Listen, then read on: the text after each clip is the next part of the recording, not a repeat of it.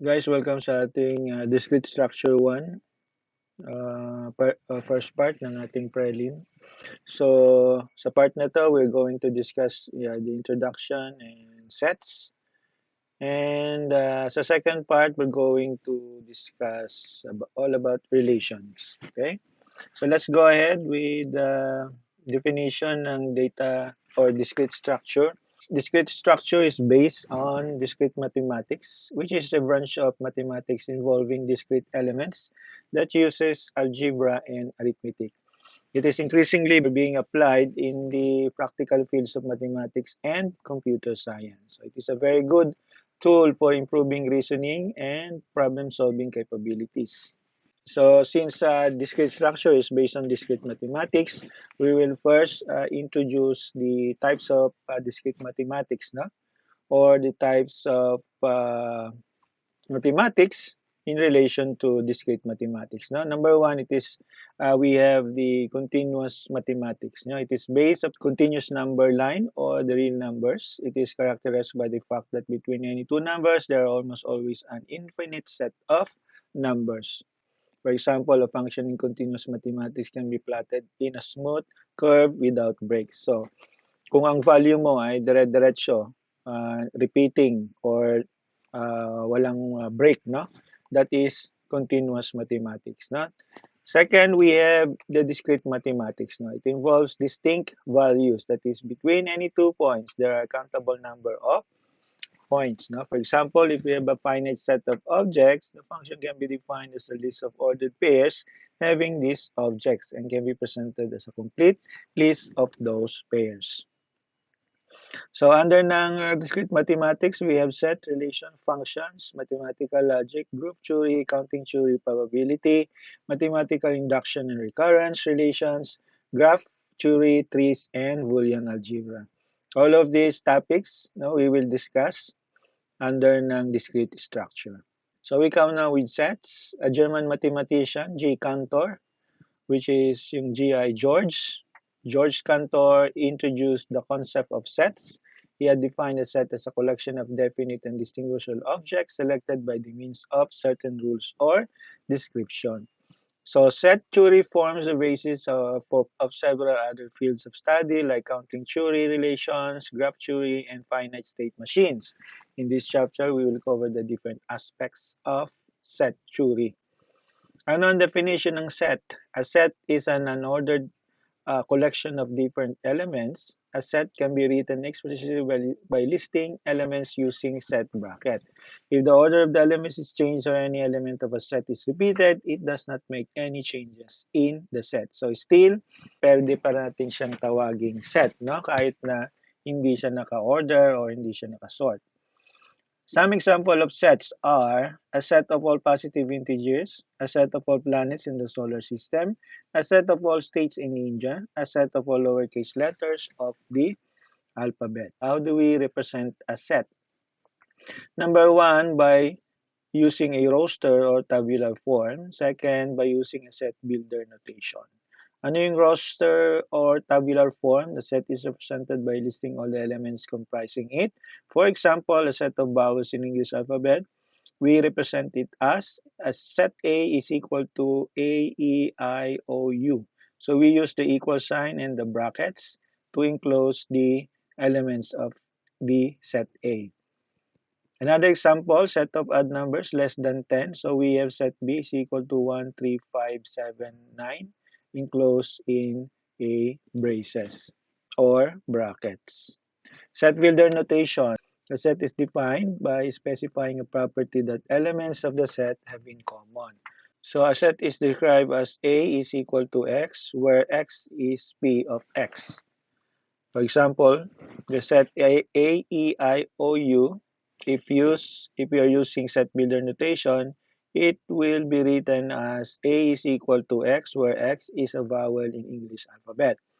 Second example, the set 1, 3, 5, 7, 9 is written as B is X, where X is less than or equal to Y and less than 10. And X is a modulus of 2 but not equal to 0. If an element of X is a member of any set, it is denoted by the symbol E, where it is read as X is a member of the set S. And if an element Y is not a member of a set S, it is denoted by Y is not an element of S. If S is equal to 1, 1.2, 1.7, and 2, then Y is a member of set S, but 1.5 is not a member of or is not an element of S. Some important sets N for natural numbers. Z, set of all integers. Z plus, set of all positive integers. Q, set of all rational numbers. Those are the fractions. R, the set of real numbers. And W, the set of all whole numbers. So pag sinabing real numbers, magkasamang 0. Pag sinabing whole numbers, so any number that are not rational or that are not fractions. What is cardinality of a set? Cardinality of a set is denoted by double bar is the number of elements of the set. Now, the number is also referred as the cardinal number. If a set has an infinite number of elements, its cardinality is denoted by the symbol infinite. So, paano natin malalamang infinite? Kapag may tatlong tuldok doon, no? So, indefinite series ang ibig sabihin nun. So, the cardinal number of this set is infinite. If there are two sets X and Y, so we can compare their cardinality, no? The cardinality of X is equal to cardinality of Y denotes two sets X and Y having same cardinality. While X, the cardinality of X is less than or equal to cardinality of Y denotes that set X cardinality is less than or equal to set Y. So on and so forth. The same way cardinality of X is less than cardinality of Y. So we can compare, no, the different cardinality of sets by using the double bar symbol. We have types of sets. Number one is the finite set. A set which contains a finite number of elements is called a finite set. For example, set S is equal to any X where X is a member or an element of N or set N and less than 70 and greater than 50. Infinite set which contains infinite number of elements is called an infinite set. For example, set S is equal to any X where X is an element of N and X is greater than 10.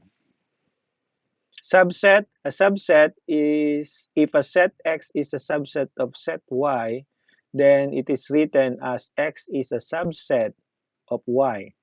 If every element of X is an element of set. So pag subset daw, we use this symbol, okay, to represent that X is a subset of Y. And that means every element of X is an element of set Y. So for example, we have X 1, 2, 3, 4, 5, 6, and we have Y 1 and 2. So here set Y is a subset of set X because 1 and 2, its element is also included as an element of X. Example 2, we have X 1, 2, 3 and Y 1, 2, 3. Here set Y is a subset but not a proper subset of set X as all the elements of set Y is in set X. So the first example is a proper element or a proper subset. Okay? But this one is not a proper subset, although it is considered to be as Y being a subset of X. So ito yung definition ng proper subset. The term proper subset can be defined as a subset but not equal to. No, hindi sila parehong-pareho ng laman but some of the elements of the second set is included in the first set. So here, set Y is a subset of X since all elements in Y are contained in X2 and X has at least one element is more than set Y. So this is a proper subset. Universal set, it is a collection of elements in a particular context or application. We may define U as the set of all animals on Earth, In this case, set of all animals. In this case, set of all mammals is a subset of U. Set of all fishes is a subset of U. And set of all insects is a subset of U. And so on. We have empty set or null set. Empty set contains no elements. It is denoted by 0.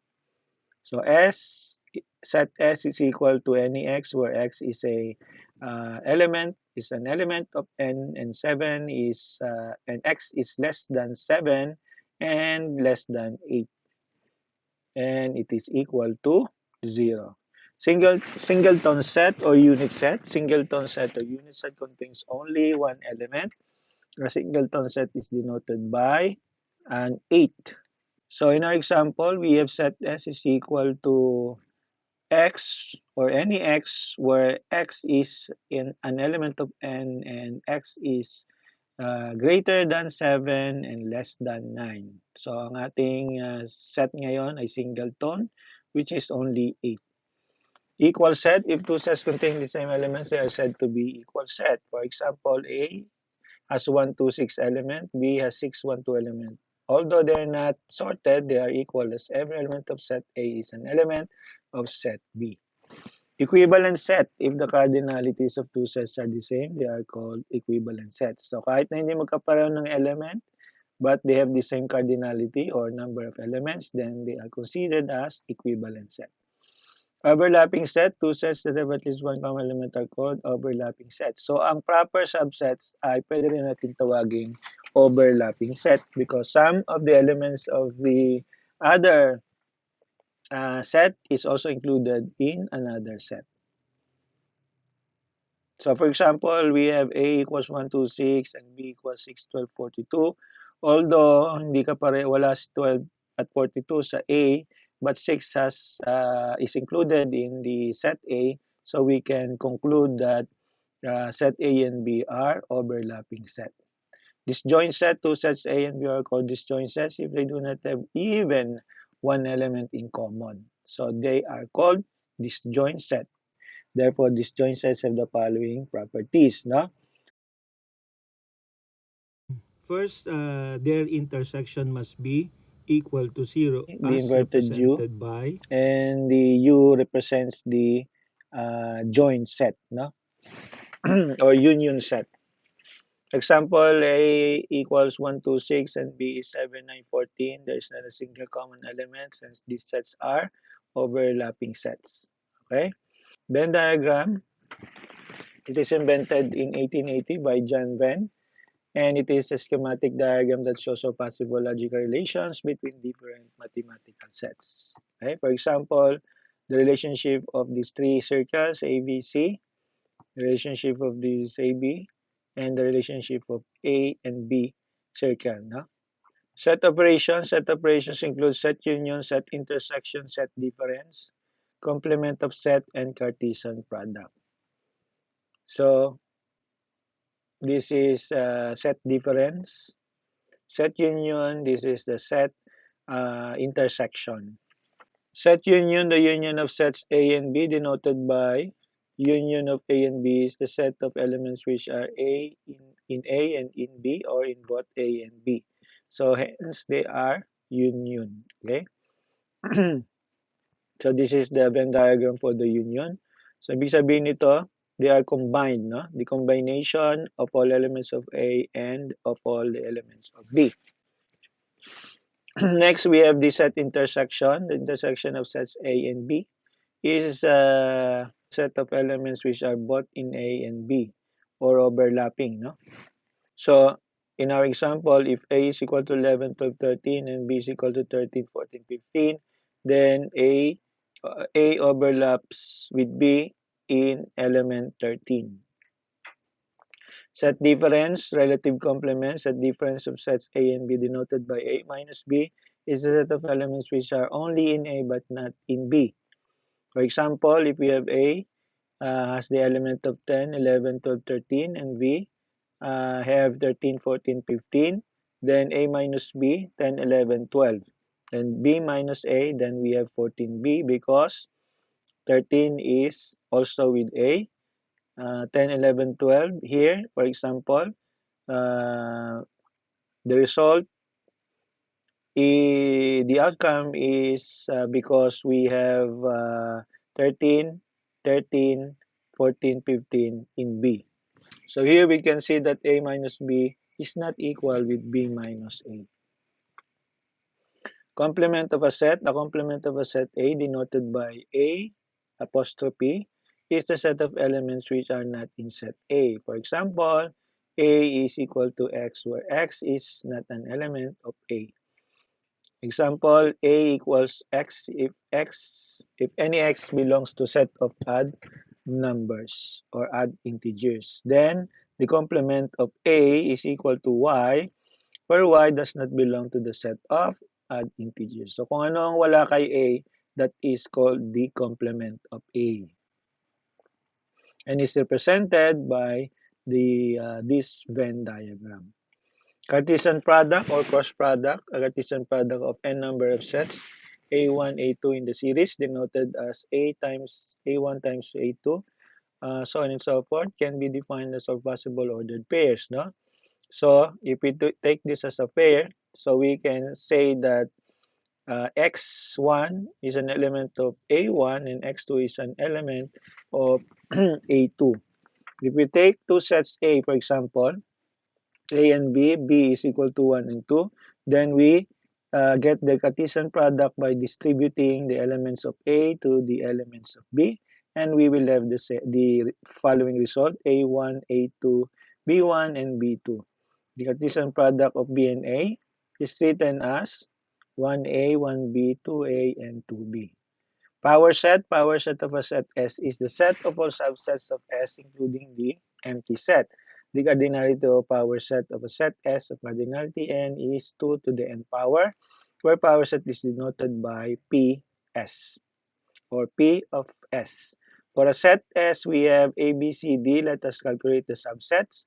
So sabi natin kanina, including the empty set. So we start by the zero element. So we have empty set. Then we take the single element as a single element. Then the second for the two elements, we break them into two groups. And then the three elements, we break them into three groups. And four elements, we break them into four groups. No? Hence, we will multiply them, each of these. Then we can have the 2 to the fourth or the 16 as the result for our power set. So note, power set of an empty set is also an empty set, which is 2 to the 0 power is equal to 1, which is the empty set itself. Partitioning of a set, partition of a set, say S is a collection of n disjoint subsets, say P1, P2 in the series that satisfies the following three conditions. No? The Pi or any part of the series, any P in the series does not contain the empty set. Yun ang unang requirement. No? Second, the union of the subset must equal the entire original set. So kapag pinagsama-sama natin sila, it will equal to the whole set. Third, that the intersection of any two distinct set is empty. So hindi sila nag-intersect kasi sabi natin siya ay disjoint subsets. Example, set S have A, B, C, D until H. So one probable partitioning is we have first 3 and then 4. Okay, so another probable partitioning is A, B, C, D, 2, 2, and then 4 groups. Okay. Bell numbers give the count of the number of ways to partition a set. They are denoted by Vn, where n is the cardinality of the set. So, if we have S is equal to 1, 2, 3, then n equals S and the cardinality of S is equal to 3.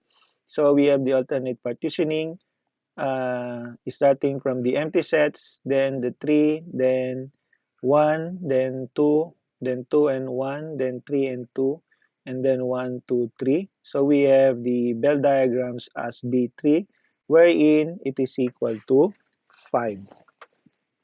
So we can partition the following example, the example S1, 2, 3 in 5 ways. So although the cardinality of this set is 3, which is represented by B3, we can partition it uh, in 5 ways. So the answer for the Bell number is 5. So that's it for our part 1. See you for the part 2 of this video.